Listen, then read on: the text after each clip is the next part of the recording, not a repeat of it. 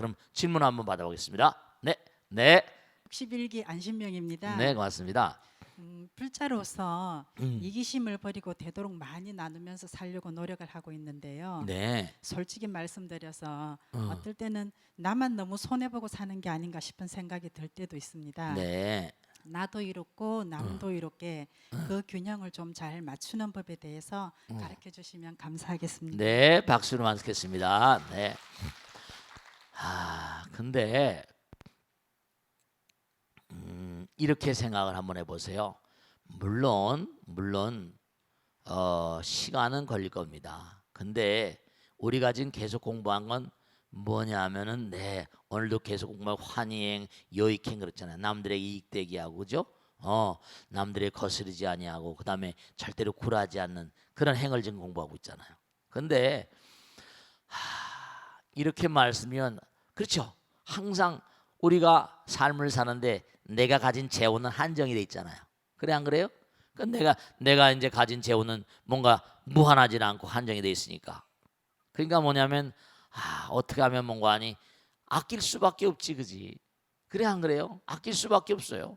근데 뭐 아끼는 건 전혀 뭐 나쁠 게 없죠. 근데 아까 말씀하신 대로 뭔가 내가 남에게 베풀고 하려고 하는데 참 이거 손해 나는 것 같고 뭐 말이죠. 근데 언젠가도 말씀했지만 부처님은 다 보고 계시다고 그랬잖아요. 실제로 그래요.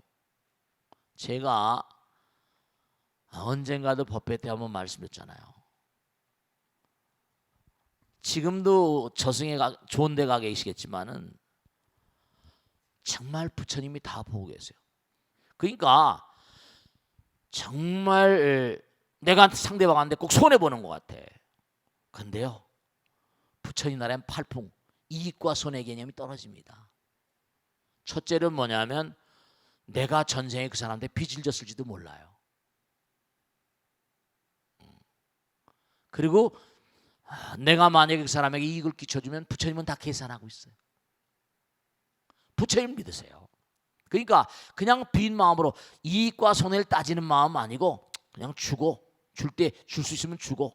근데 참 이 중도라는 게 중심을 잡는다는 게 항상 팔이 안 오르고 보니까요. 그러니까 부처님께서는 이렇게 말씀하셨어요. 지금 질문하신 대로 하면 내가 돈을 보면 세 부분으로 암경에 나오는 세 부분을 놓는 거예요. 첫째로 생활비에 쓰는 겁니다. 아시겠죠? 두 번째는 미래를 위해서 3분의 1 놔두고 하나는 3분의 1은 이른바 저축하는 거예요. 무슨 말씀인지 알겠죠? 그러면 3분의 1로 나누잖아요. 그죠? 그럼 3분의 1 중에 하나에 뭐라? 저축하는 것 가운데 내가 줄 수 있는 한계에서 먹고 살아야 되는 거 있잖아. 먹고 살아야 되는 거 있고 또 일을 앞으로 나가려면 또 필요한 게 있잖아. 너무 투자하고 하는 것도 과욕으로 하진 마시고요. 3분의 1은 생활비. 스님 생활비로 다 들어간대요. 이렇게 말씀하시는 분이 계세요. 자, 앞으로 우리나라는 경제가 전 세계적으로 마찬가지입니다만 인구는 자꾸만 늘어나고 경제가 활성화되기가 쉽지가 않을 겁니다. 저성장의 늪에 떨어져서 계속 어려울지 몰라요. 그러니까 가능한 한 있는 사람이 너무나 많이 가지고 있거든요. 가능한 한 내핍 생활할 수가 밖에 없어요. 옛날에 우리가 뭐 언제부터 잘 살았어요. 그러니까 내핍 생활하면서 또 3분의 1은 3분의 1 또 미래를 위해서 대비하면서 저축을 쓰면 저축이 안 되는데요. 어느 부분은 은행 통장에다 저축 못한다 하더라도 그런 건 남에게 베푼다는 마음으로 사시면 그러면 그것도 부처님께 다 계산할 거예요. 왜냐하면 은행에다 저축하는 것도 중요하지만 뭐죠? 상대방의 마음 가운데 저축하는 것도 이 우주는 공짜가 없어요. 인과니까. 그래서 어쨌든 간에 중요한 건 내가 베풀고 봐야 됩니다. 선견자재 주동자 구조구바 명지사 오늘 공부한 대로. 그러니까 꼭 당부드리겠는데 여러분죠, 이 세상을 살면서 우리는 혼자 살 수가 없습니다. 언제 어떤 경우라도 남들과 더불어 사니까 남들이 나에게 호의적인 마음을 가지고 있을 때 내가 잘 되는 거잖아요. 그러니까 중요한 게 내가 뭐 왕이 된다거나 재벌이 된다는 건 전부 다 뭐라? 전생사 공덕이 숭한 인간들이 되는 거예요. 아무나 되는 게 아닙니다. 재물에 자유롭거나 권력에 자유롭거나 많은 사람을 잘 다스리고 이게 전부 다 화엄경이라는 게 부처되는 끊임없는 뭐라? 진보의 어떤 차원을 나아가는 가르침이라고요. 아시겠죠? 어쨌든 간에 아무리 어렵더라도 우리 공부했잖아요. 아무리 어렵고 힘들더라도 공덕은 지어야 되는 거예요. 오늘 무진 복덕장 해탈문 끊임없이 복덕을 쌓아가는 그런 삶을 얘기하고 있잖아요. 결국은 그래서 무한이 되는 거예요. 가정생활 하려다 보니까 재물이 필요하고 한데요. 진짜요. 부처님이 다 보고 계세요. 정말입니다. 그러니까 꼭 당부드리겠는데 네, 부처님이 다 알고 계시고 다 놔두고 간다. 뭐 아들, 딸, 남편 있고 아내 있고 다 그렇지만은 뭔가 내가 베풀고 펼치면 부처님께서 절대로 뭐라 굶주리게 안 하세요. 아시겠죠? 자, 그러면 익명 게시판 한번 보겠습니다. 스님, 저는 벚꽃대통을 무척 사랑하는 40대 후반의 주부입니다. 제게는 외삼촌이 한 분 계신데요. 친가 쪽 아버지 형제분이 3남 4녀로 명절마다 한 번씩 모이면 온 집안이 떠들썩한 데 비해 외가는 큰 외삼촌과 큰이모 되시는 분들이 모두 아주 어렸을 때 병으로 세상을 떠나셨고, 게다가 저희 외할아버지와 외할머니도 어머니가 초등학생 무렵에 돌아가셔서 외삼촌 한 분과 저희 어머니 이렇게 남매만이 서로 의지하며 자랐다고 합니다. 사정이 그렇다 보니 어머니보다 3살 위인 외삼촌께서는 하나뿐인 동생을 무척이나 아끼셨고, 저와 제 남동생도 태어났을 때부터 무척이나 예뻐해 주셨습니다. 그런데 얼마 전 외삼촌이 길을 가다가 쓰러져서 응급실에 실려가셨습니다. 젊었을 때 뇌경색으로 쓰러진 적이 있어서 다들 긴장을 했는데 막상 정밀 검사를 해보니 혈관 쪽은 괜찮은데 암이 상당히 진행돼 수술조차 힘들다는 거였습니다. 며칠 사이에 너무나 수척해진 외삼촌을 뵙고 병원에서 나오는데 집에까지 오는데 내내 눈물이 계속 쏟아지더군요. 저도 이렇게 마음이 힘든데 저희 어머니는 오죽하시겠습니까? 사촌 오빠께서 전화로 외삼촌의 상태를 듣고 나서도 담담하신 것 같아 다행이다 싶었는데 문병을 다녀온 이후로부터 아예 자리를 펴고 누우셨습니다. 밤에 잠도 못 이루시는 것 같고 저러다 눈물이 메마르지 않을까 싶을 정도로 너무 많이 우시고요. 여전히 툭하면 눈물을 흘리고 계십니다. 외삼촌이 앞으로 얼마나 저희 곁에 머물러 주실지 가늠조차 힘든 상황에서 많은 사랑을 받은 조카로서 외삼촌께 어떻게 해드리면 좋을지, 또 저희 어머니를 위해서도 어떻게 해야 할지 스님께서 가르쳐 주시면 고맙겠습니다. 이게 참이 죽음을 앞두거나 중병에 걸리신 분들 이렇게 대하는 게 참 어려운 일입니다. 여러분 있잖아요. 우선 먼저 꼭 당부드리겠는데 나이가 드시거나 젊거나 나간에 종교를 꼭 가져야 됩니다. 왜냐하면 다른 것보다 죽음을 앞서서는요 종교가 힘을 쓰더라고요. 그리고 중병에 걸리거나 몹쓸병에 걸려서 이겨나지 못할 상황이 되면 그땐 또 이른바 나름대로 종교가, 나는 뭐 종교라고 해서 불교만을 꼭 국한하는 건 아닙니다. 종교라는 건 뭐냐면 죽음 다음의 세상 내세관이 있잖아요.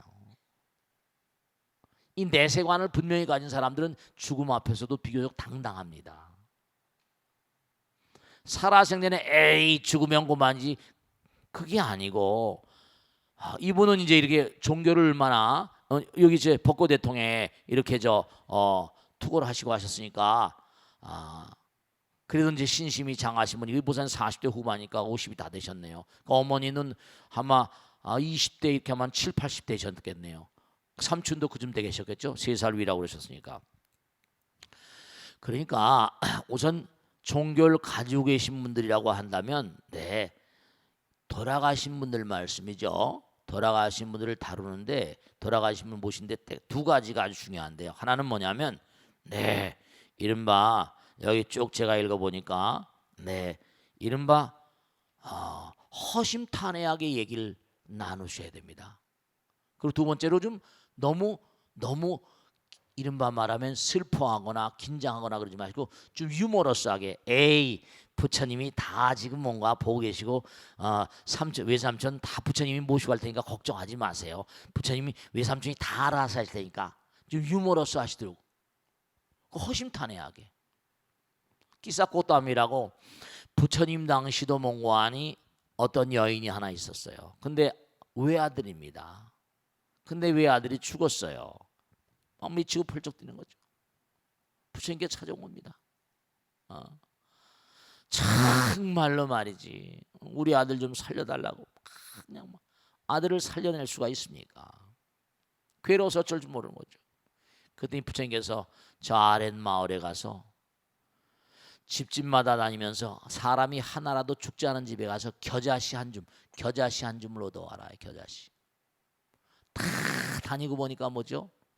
한 사람도 집집마다 돌아가시지 않은 분이 안 계시는 거예요. 네. 와서 이제 부처님께 그 얘기를 합니다. 그거 봐라.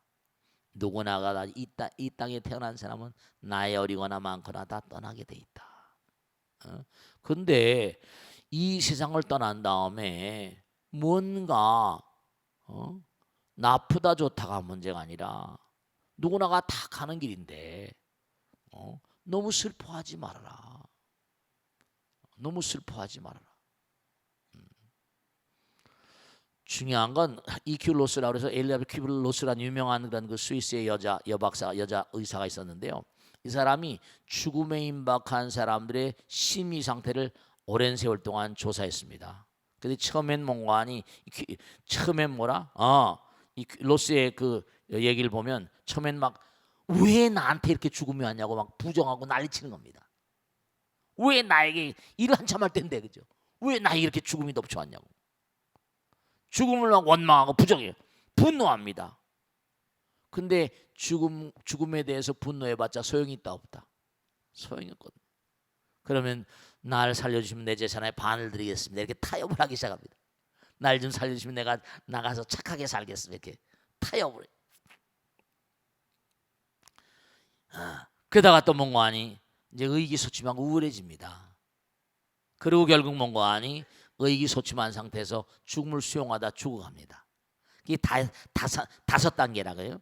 죽음의 5단계. 그래서 부정, 분노, 그 다음에 타협, 우울, 의기소침, 그 다음에 수용, 이렇게다. 5단계. 그런데 이렇게 딱 죽음을 맞닥뜨린 분들한테 참 이게 막연하거든요. 그러니까 우리가 죽음에 대해서 너무나 공부가 안 되고 대비가 안 돼 있는 거예요. 정말로. 그래서 제가 죽음에 대한 얘기를 많이 하잖아요. 근데 죽음 다음에 우리는 뭐라? 공부를 많이 했잖아요. 우리는 뭐라? 죽어도 죽지 않는 존재라고 수두시 얘기했잖아요. 우리는 영혼을 가는 존재예요. 100년 정도는 뭐라? 전생에 없다라는 거고, 여기서 지은 대로 또 뭐라? 모든 종교, 그러니까 탁월한 이른바 고등 종교라고는 모든 종교는 내세관이 다 있잖아요. 천당이니 지옥이니 어쨌든 간에 우리는 3계 육도를 얘기했지만 인시알라, 알라신기. 그러니까 중요한 게 뭐냐면, 중요한 게 허심탄회하게 나이가 드셨으니까 이제 어느 정도 세상을 살아오셨잖아요. 삼촌, 엄마 너무 슬퍼하지 말자. 사람이 다 언젠간 왔다 가는 거 아니야. 옛날 말에도 공수래 공수라 그러잖아. 너무 슬퍼하지 마. 우리들도 너무 괴롭다, 그지? 허심탄회하게 우리 순수하게, 인간의 운명인데 어떡하겠어. 정말로 몽고하니 이제 이분이 그러니까 나이가 이렇게 되셨으니까 암이 이렇게 만일에 되면 말이죠. 근데 어쨌거나 간에 이제 2가지거든요.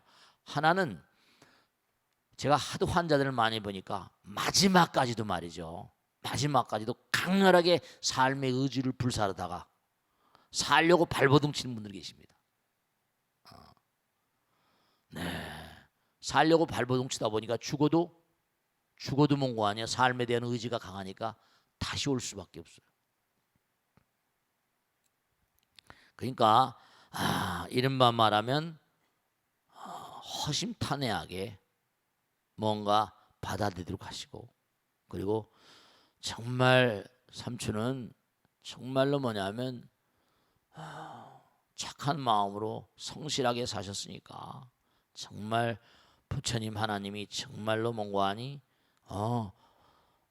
잘 그렇게 몽고하니 받아들여 줄 거라고 얘기하고, 이 죽음 앞서서 온 중병자들에게 문병할 때가 문병이라거나 혹은 또 위로할 때가 참 어려운데 말씀이죠. 꼭 이런 얘기를 하세요. 뭐냐면 육신은 쓰러지지만 문고하니 우리는 절대로 뭐라 영원이라고 하는, 그러니까 부처님도 계시고 하나님도 계시고. 근데 이제 뭐냐면 대체로 보면 죽음을 두려워하는 이유가 삶이 긍정적이지 못할 때 그런 얘기 그러니까요. 근데 부처님께서 마하남이라고 자기 제자에 그런 얘기 하잖아요. 내가 지금까지 열심히 살아왔고 뭔가 지금도 뭔가 항상 부처님을 생각하고 나를 생각하고 그러니 너의 앞길이 절대로 뭐라 나쁠 이유가 없다. 그러니까 몸과 마음으로 열심히 살아오셨으니까 다 부처님께서 다 도와줄 거예요. 참 이게 어려운 얘기입니다. 그래서 꼭 당부드리겠는데 누구나 죽기 때문에 죽음이 없으면 종교도 필요 없습니다. 그러니까 그래서 살아생전의 사생관에 대한 확고부동한 관점을 정립해두지 않으면 죽음 앞에서 정말 막연할 때가 많고, 그래서 뭔가 안타까울 때가 너무나 많아요. 우리는 영혼의 여행자니까 말씀이죠. 무슨 말씀이 알겠죠? 자, 그러면 꼭 당부드리겠는데 이 죽음을 앞둔 사람들, 요즘에 너무 병이 많으니까 그런 분들을 위해서라도 이제 그런 게 이제 병이 위중하다고 하면 점진적으로 이렇게 점진적으로, 그리고 이제 부처님 법문 테이프 이제 이른바 죽음에 대한 어떤 제도를 위한 테이프 같은 것도 갖다 틀어드리고 이렇게 여러 가지로 그런 그 내용들이 많이 있잖아요, 그죠? 그런 법문해드리고, 우리 능인불교대학 때 다 공부했잖아요. 가능한 한 뭔가하니 그 병실에다가 부처님도 하나, 불상도 하나 갖다 놔두시고, 그 연불 소리도 자꾸만 듣게 해주시고, 뭐 이렇게 자꾸만 하게 되면 마음 가운데 마음이 많이 평안해져서 그렇게 가실 때 가실 것이고, 이제 마지막으로 하나 말씀드리면 뭐냐면 한번 지금까지 제가 꼭 드린 말씀인데, 지금까지 살아오시면서 뭔가하니 마음 가운데 급급한 일이라거나 누구한테 섭섭하거나 누구한테 내가 죄송하거나 미안한 분들이 계시면 한번 쭉 정리를 해보시라고 하는 거. 그러면 이제 그런 것도 마음을 평안케 하는데 큰 도움이 됩니다. 아시겠죠? 자, 질문 받겠습니다. 네, 일어나세요. 네, 네, 네, 네, 안녕하십니까. 네, 21기 최명덕행입니다. 네, 고맙습니다. 능인불교대학을 통해 공부하면서 네, 제 삶과 제 시간을 좀 더 경건하고 의미롭게 살아야 되겠다는 마음을 가지게 되었습니다. 네, 항상 고맙습니다. 지혜로운 말씀 주셔서 감사합니다. 감사합니다. 네, 지금 저희가 배우고 있는 화엄경 입법계품은 음, 선제동자가 여러 선지식 뜻을 찾아다니며 순례하는 내용을 담고 있습니다. 그치, 네, 맞아요. 요즘 저희도 순례여행을 많이 하고 있는데요. 그렇습니다. 네, 불교에서 순례의 의미는 무엇인지, 네. 또 올바른 순례자의 마음가짐에 대해 여쭙고 싶습니다. 네, 박수로 많이 해서 고맙습니다. 네, 자, 네, 아주 중요한 건데요. 뭐 순례별 많이 다니시죠? 근데 꼭 질문하셨으니까 꼭 중요한 말씀 드릴게요. 순례는 그냥 여행이 아니에요. 우리가 말한 성지 순례가나 이런 그런 어딜 뭐 찾아가고 할 때마다 중요한 거는 선제동자는 말이죠. 이 우주를 지금 돌고 있는 거야. 이 우주를. 지금 이 평면적으로 화엄경이 이렇게 나왔지만 무량한 대천세계, 무량한 은하계 우주를 지금 다 돌고 있는 겁니다. 중요한 것은 뭐냐면 우리가 순례란 말은 성지 순례거나 순례란 말은 구도자의 역정입니다. 이 구도자의 자세예요. 그냥 답답하고 무슨 뭐 여러 가지로 갑갑한 스트레스가 많은 인생을 살다 보면 답답하니까 그저 좋은 산사에 가서 이렇게 좀 묵다 오고 뭐 여행 갔다 오고 다 좋습니다. 근데 우리는 뭐냐면 그저 시간을 들여서 마음이나 릴렉스 하려고 갔다 오는 게 아니라 구도자적인 어떤 삶의 자세를 자꾸만 일깨워야 돼요. 그 절들마다에 가면 절들의 뭐 영험서라도 있을 수 있고, 그래서 거기서 나도 나도 뭔가 마음을 다해서 열심히 정진하는 삶을 살아야겠구나. 그런 걸 배우는 거죠. 그러니까 우리가 이제 매일같이 무슨 뭐 어디 순례 여행을 다닐 수는 없고, 그러니까 끊임없이 우리가 부처님 말씀을 공부하고 화엄경을 공부하는 것도, 이것도 바로 뭐라? 내 마음의 나라를 지금 순례를 다니고 있는 거예요. 이게 정말 필요하구나. 오늘 공부한 대로 정말로 법복의 장자. 내가 정말 부처님 법문을 끊임없이 들음으로 인해서 내 마음 가운데 무량한 어떤 그런 법의 재물, 보물들을 자꾸만 뭔가하니 쌓아나가야 되겠다. 내 마음에 보안장자를 통해서 내가 정말 중생을 제도하는 마음. 정말 그래, 몸과 마음의 질병에 시달린 사람들, 그런 사람들에서 내가 뭘 해야 좋을 것인가, 이런 것도 궁구를 해야 돼요. 그러니까 우리가 매일매일 삶을 살면서 하나하나 어떤 상황이라도 다 공부거리예요. 공부거리. 내 마음의 뭔가하니 영혼을 가는 어떤 자량이라고 할까, 영혼을 가는 양식이라고 할까. 무염조광을 통해서는 자기 엄격, 내 마음과 몸 가운데 여러 가지 부정적인 행위를 많이 하잖아요. 알게 모르게. 그럼 나 자신을 뭔가하니 채근하고, 나 자신을 징계하고, 너 왜 이러냐, 너 안 되겠다, 오늘 참회하는 마음으로 108참회하자, 3000배 하자, 이런. 나를 열탕 속에 집어넣고 뭔가 참회하는 마음으로. 그러면 무염조광, 대광왕, 정말 인자한 마음으로. 그러니까 이게 우리가 화엄경 53선지식을 이렇게 공부하면서 내 마음의 나라를 뭐라? 끊임없이 아름답게 장엄해 나가는 거예요. 순례편 정말 구도자적인 역정이고요. 우리는 끊임없이 죽음을 통해서, 그렇잖아요. 그러니까 여기서 지금 살아있는 동안 사실은 지금 이 순간도 내 몸에 있는 세포들이 무수히 죽어가고 있거든요. 삶을 떠받치고 있는 건 뭐라? 죽음이에요. 근데 언젠간 이 몸도 이제 쓰러지게 돼 있잖아요. 죽음을 통해서 이별저별 영혼의 나라로 계속 전진해 나가는 거예요. 아니면 또 뭐 지옥에 아까도 지옥도 자비라 그랬잖아요. 벌 받으면서 또 뭔가 하니, 한 번 지옥에 가면 영원한 지옥이 아니라 지옥에서도 뭔가 공부를 해야 되는 거예요. 네, 그렇습니다. 분명한 사실. 그러니까 순례표는 바로 뭐냐? 순례를 하니까 법을 찾아다니는 거예요. 영원한 순례자였던 법을 찾아다니는 거예요. 그냥 여행이 아니에요. 그냥 여행이 아니에요.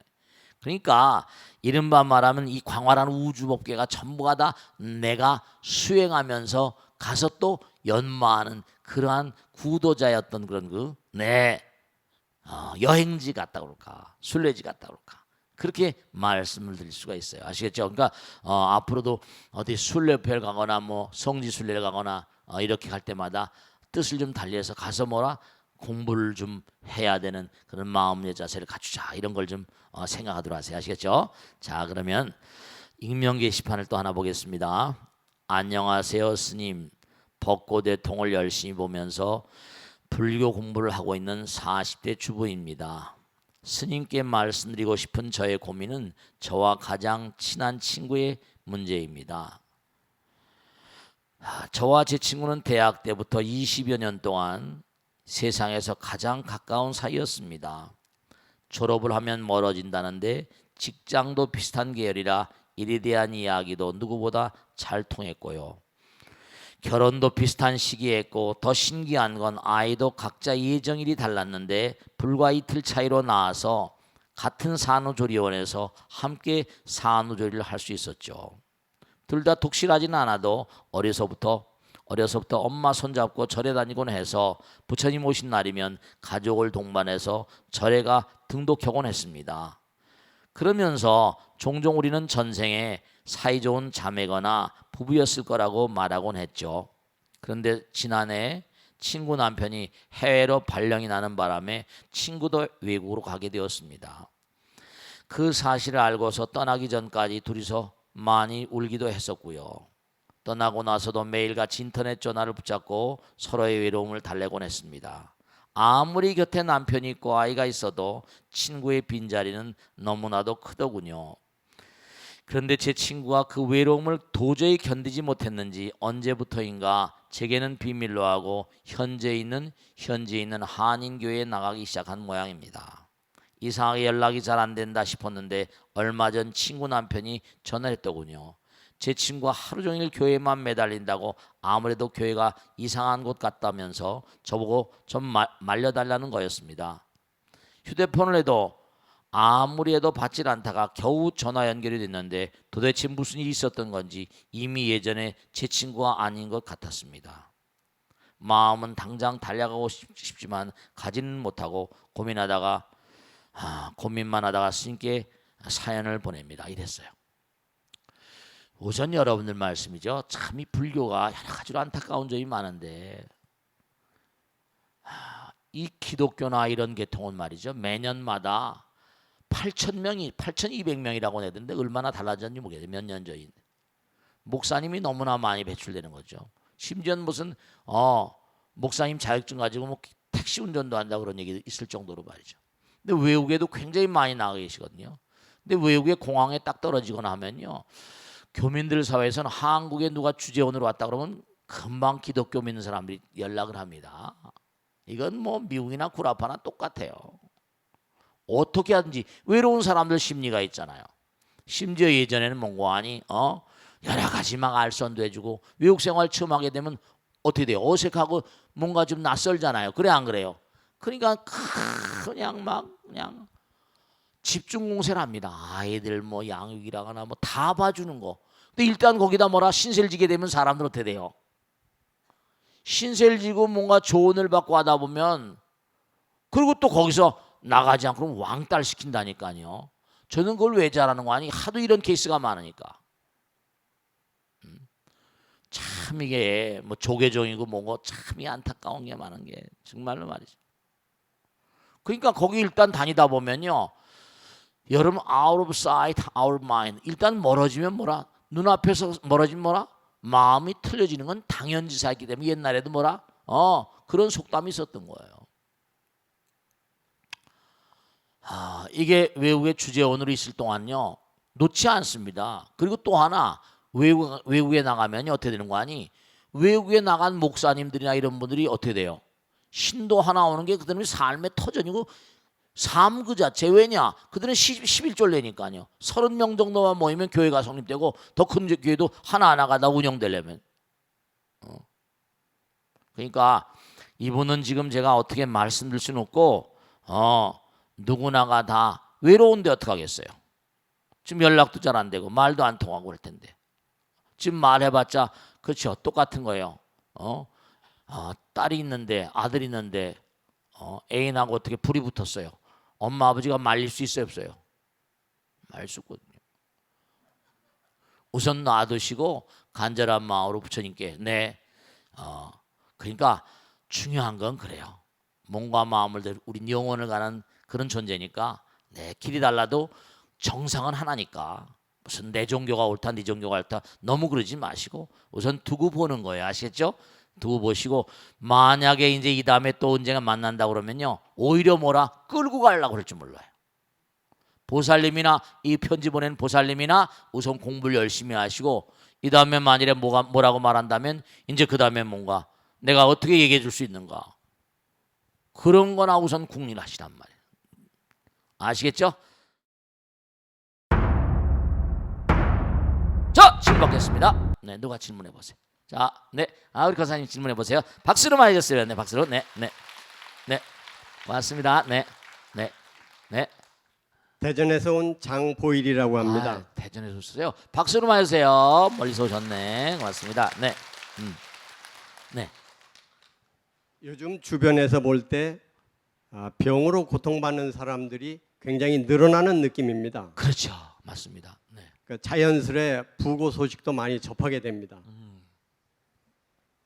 법당에 올 때마다 스님께서 해주시는 좋은 말씀을 배우고 있습니다만 막상 암 투병 중인 도반을 대할 때는 무슨 위로의 말을 해줘야 될지 모르겠습니다.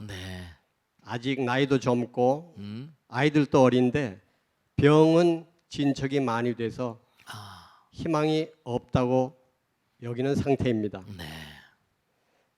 이런 경우 네. 주의가 어떻게 하는 것이 음. 가장 큰 도움이 되는 것인지에 대해서 네. 스님께 고견을 청합니다. 네, 박수로 마세요. 네. 일본의 유명한 의사도 마찬가지고 미국의 유명한 의사도 마찬가지인데요. 암이 일단 어떤 단계를 넘어가면 백약이 무효라고 합니다.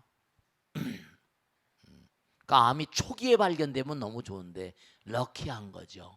근데 발견되는 게 그러니까 평상시에도 여러분들이 의사 선생님 주치의라 그러면 그렇고 의사 선생님을 꼭 이렇게 정해두고 정기적으로 꼭 가셔야 돼요. 그래야지 관심을 더 가져주시는 거예요.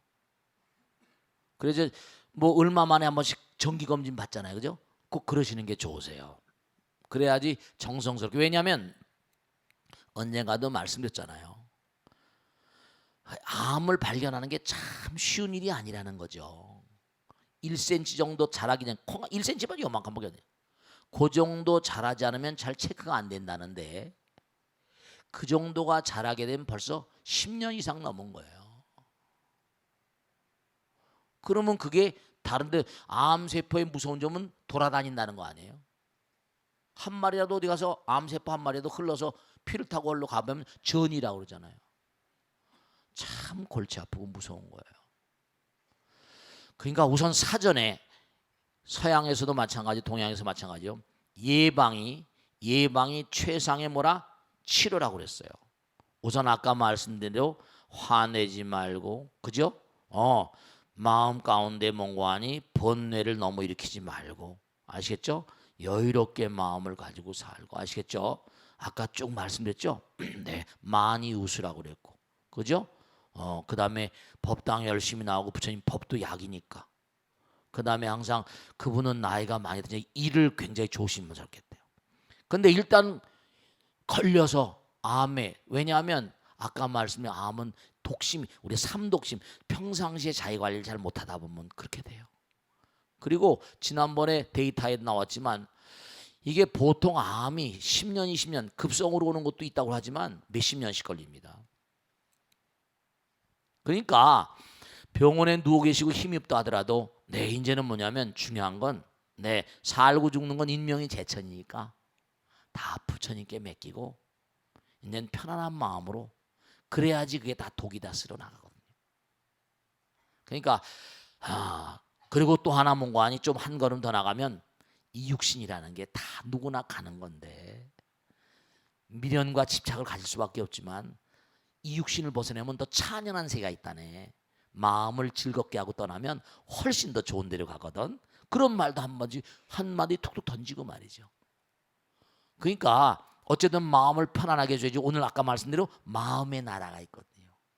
여기서 모든 부채라거나 모든 독심이라거나 모든 번뇌 같은 걸 내려놓을 수 있는 대로, 짐을 다 내려놓을 수 있는 대로 내려놓고 하면 그만큼 편안해지시거든요.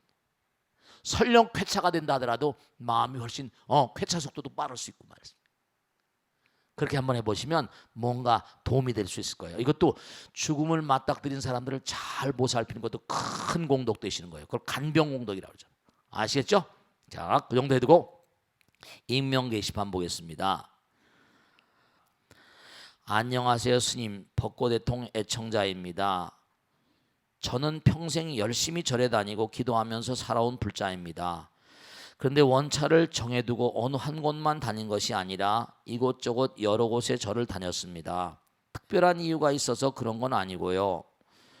도반들을 따라서 가기도 하고 여행 가는 기분으로 가기도 하고 그러다 보니까 여러 곳을 다니게 됐고요. 무슨 날이 돌아오면 여러 사찰에 기도를 올리기도 하였습니다. 그런데 그렇게 여러 곳에 기도를 올리는 것을 싫어하시는 스님들이 계시더라고요. 그리고 저도 이제 체력이 예전 같지 않고 힘에 붙여서 한 곳만 다니려고 하는데요. 나머지를 정리하려고 하니까 여러 가지로 마음에 걸리고 무겁습니다. 그 인연들을 어떻게 정리해야 할지 큰 스님의 지혜와 조언을 청합니다. 네, 우선 전혀 마음을 무거워하지 마세요. 왜냐하면 하나가 전체이고 전체가 하나니까 그동안에 절에 쭉 다니시면서 불심을 닦은 거니까 그것도 다 공덕이 되세요. 근데 이제 이른바 그냥 여행 삼아서 기도하고 이렇게 다니는 건 좋아요. 제가 그 얼마 전에 우리 법당에 교수님이 한 분 계세요. 미국에 교환 교수로 갔다가 얼마 전에 돌아오셨어요. 교환 교수로 갔다 왔는데 이분이 불심이 있으니까 미국의 명상센터를 다 다니셨대요. 근데 명상센터를 다 다니고 제가 좀 다녀보라고 그랬거든요. 다니고 오셔서 하신 말씀이 미국의 참선과 명상의 열풍이 대단하다고 말씀하시면서 근데 안타깝더라는 거예요. 이 무슨 우리 일통 저 환희선언에서 일통하신 분이에요. 교수님이. 왜냐하면 참선하긴 한데 지도사들이 얼마나 체험이 깊은지는 모르겠지만 그 참선하거나 수행을 하다 보면 몸과 마음의 변화가 많거든요. 설명을 잘 못하더라는 거예요. 그래서 자기가 아는 대로 설명해 주니까 그러냐고. 미국의 대부분의 명상센터에서도 왜냐? 설명을 잘 못해주는 게 정말 안타깝더라는 겁니다. 중요한 건요, 우리가 공부를 이른바 절에 여러 군데 다니고 기도하는 거 좋아요. 근데 우리는 뭐냐면 아까도 말씀드렸지만 내 지옥, 아기, 축생, 아수라, 인간, 천상, 성문, 연각, 보살불 등급이 다 있잖아요. 그럼요. 공부가 진보가 돼야 되고 보리수는 보리수지만 작은 보리수도 있고 큰 보리수도 나무가 자라잖아요. 신심이 자란단 말이에요. 얼마나 부처님 마음과 가까이 되는가. 이건 연말하고 그러니까 하나가 전체니까 여러 군데 절에 다니는 걸 절대로 무겁게 나쁘게 생각하지 마세요. 그럴 수 있으니까. 그런데 중요한 건 어딜 정해놓고 다니신다더라도 꾸준히 한 곳으로 꾸준히 가셔야 돼요. 그래야지 내 몸과 마음 가운데 변화 양상을 내가 설명할 수 있고. 여러분 실제로요, 우린 이 껍데기가 다가 아니잖아요. 자꾸만 그러니까 내 몸도 마음도 변해가고. 절에 뭐라 1년 다닌 사람하고 2년 다닌 사람 달라야 됩니다. 3년 다닌 사람은 4년 다닌 사람 달라야 돼요. 그럼요, 달라야 되죠. 절에 몇십 년 다니 똑같다, 이건 얘기 안 돼요. 그럼요. 저도 스님 돼가지고 지금 나이가 이렇게 70이 가까이 가잖아요. 그냥 매일 공부하고 살고 면 옛날에 법문했던 걸 이렇게 들어보면요, 느껴지는 게 많아요. 그때 내가 이렇게 있구나. 부족함을 많이 느끼고 계속 그러는 거예요. 점점 가면 갈수록 몸과 마음의 양상이 변화가 계속 느껴지는데요. 그러니까 돌아다니고 하는 건 노라리 여행도 다 좋아요. 그렇지만 중요한 건 뭔가 아니 나는 계속 진보해야 되잖아요. 하나의 길로 아까도 말씀드린 대로 이렇게 부처님 법문을 들으면 내가 누굴 대할 때도 이게 점수가 매겨지는구나. 진실의 점수가 전부 다 체크되는구나. 친구를 대하는 것도 다 다르잖아요. 점수가 나오잖아요. 그걸 자꾸만 알고 자꾸만 점수를 쌓아가야 되거든요. 공덕을 쌓아가는 것처럼. 여러분 우리가 인생 사는 건요, 이거 진짜 낭비하면 안 됩니다. 그걸 아셔야 돼요. 우린 여의주를 천성에 우차여의주 정횡무등등 이렇게 나오잖아요. 나왔나요? 우차여의주 정횡무등등. 이 여의주를 만난 바에야 결정코 무등등을 부처님의 경계를 나갈 것이다. 천수경에 나오잖아요. 우차 만났다는 거예요. 여의주를 만났다. 우리가 지금 여의주 만난 거예요. 이 몸뚱아리 가지고 우리가 해야 될 일인데 이 놀러 다니고 저리 놀러 다니고 이제 그걸 많이 하셨으니까 이제는 한 길로 꾸준히 나이가 들고 하셨다니까 한 길로 꾸준히 뭔가 꾸준히. 그러니까 벚꽃 대통도 꾸준히 말이죠. 저도 매일 공부하고 매일 기도합니다. 실제로 그래요. 그리고 끊임없이 몸과 마음에 변화가 옵니다. 실제로 그래요. 그 하나의 길이라는 건 끊임없이 모든 걸 다 이렇게 뭔가 이렇게 제거하고. 아까도 말씀드렸잖아요. 장수하신 보살님이 화내지 말라고 그러고 본뇌를 많이 갖지 말라고 그러고 여유롭게 살라고 많이 웃으라고 그러고 절에 열심히 다니라고 그러고 치아를 잘 관리하라고 그러고. 그분 나름대로의 통찰력이 자기가 삶을 살아가면서 느낀 거죠. 계속 가셔야 돼. 그러니까 나이가 123세시더라고요. 그러니까 꼭 당부드리겠는데 그동안에 쭉 다니신 것도 절대로 나쁜 게 아니에요. 공덕을 많이 지시고 했는데 전체가 다 뭐라 한 마음으로 다녔잖아요. 부처님을 향한 마음. 이제는 뭔가 하니 마음도 끊임없이 욕계, 색계, 무색계 다 단계가 있고 수다원, 사담, 아남, 아란도 있고 초선, 2선, 3선, 4선 있고 다 있으니까 끊임없이 공부를 끊임없이 계속 하시면서 아 내가 뭐 이 불교 방송도 자꾸만 보시고 멀리서라도 계속 끊임없이 공부하시고 기도하시고 참선하시고 부처님 법문 법약이라고 했잖아요. 그래서 매일매일 나의 말과 생각과 행동이 과연 부처님 보시기에 몇 점이나 될까? 오늘 하루 살았는데 부처님께서 내가 오늘 말하고 생각하고 행동한 게 몇 점이나 받았을까? 그럼 점점 점수가 올라가면 내 몸과 마음의 변화 양상이 현격하게 느껴집니다. 실제입니다. 꼭 당부드리겠는데 정말로 한 골수로 꾸준히 수행을 하셔야 된다는 걸 명심하시고 계속 나가셔야 돼요. 아시겠죠? 자! 대단히 감사합니다. 이렇게 마치겠습니다. 고맙습니다. 네, 마치겠습니다.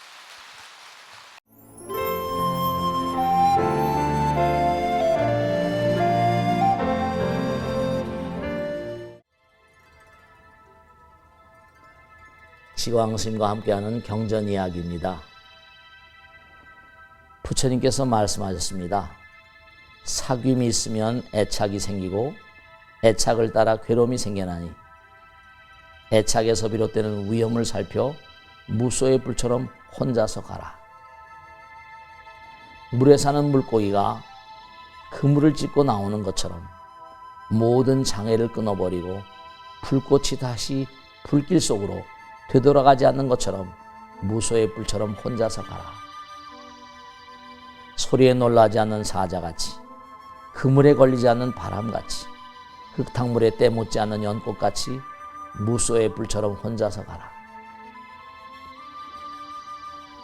해탈로 이끄는 자애와 연민과 기쁨과 평정 이 모두를 올바른 때에 실천하며 세상으로부터 방해받지 않고 무소의 불처럼 혼자서 가라. 탐욕과 성냄과 어리석음을 버리고 모든 장애를 부수고 목숨을 잃더라도 두려워 말고 무소의 불처럼 혼자서 가라. 네, 아주 많이 알려진 그런 수타니 바타 중에 1절입니다. 소리에 놀라지 않은 사자같이, 사자는 백수의 제왕이잖아요. 마음 가운데 모든 번뇌와 망상을 다 떨어뜨린 부처님 경계를 사자의 경계라고 해서 사자후라고 부릅니다. 또 그물에 걸리지 않는 바람같이, 바람은 그물에 걸릴 이유가 없죠. 네, 그렇습니다. 자유로운 사람들, 애착과 집착과 번뇌를 떠난 사람들, 그런 사람들은 바람에 걸리지 않는, 정말 그물에 걸리는 바람처럼, 흙탕물에 때묻지 않는 연꽃처럼. 연꽃이 어떻습니까? 탁한 그런 연못 가운데 피지만 아름다운 그런 그 함초롬한 모습과 자태를 그렇게 드러내고 있잖아요. 그러니까 부처님께서 항상 하신 말씀이 온 세상은 마음 가운데 여러 가지 이기심과 세속심으로 가득 찬 사람들이 넘실대는 그런 세상입니다. 근데 부처님의 법을 따르는 불제자들은 어떤 사람들입니까? 네, 정말 소리에 놀라지 않는 사자처럼, 그물에 걸리지 않는 그런 바람처럼, 온갖 탁함에 물들지 않은 연꽃처럼 그런 삶을 정말 씩씩하게 살아가라. 흔히 무소의 불처럼 뭔가 혼자 나가라. 그러면 이게 무슨 다른 사람들을 저버리고 혼자 가는 거라고 그렇게 생각하시는 분들이 계십니다. 그게 아니라 모든 그런 그 탁함과 정말 번뇌와 망상들을 다 이겨내고 씩씩하게 모든 것을 이겨내고 정말 정진하는 수행자의 자세로 나가라. 그런 뜻입니다. 흔히 무소의 불처럼 혼자 가라 뭐 이런 얘기를 오해하시는 분들이 계십니다. 이 참뜻은 정말로 사자처럼, 소리에 놀라지 않는 사자처럼, 정말 그물에 걸리지 않는 바람처럼, 그리고 혼탁한 연못에 피는 연꽃처럼 아름다운 자태로 힘차게 살아가라는 부처님 말씀입니다. 성불하십시오.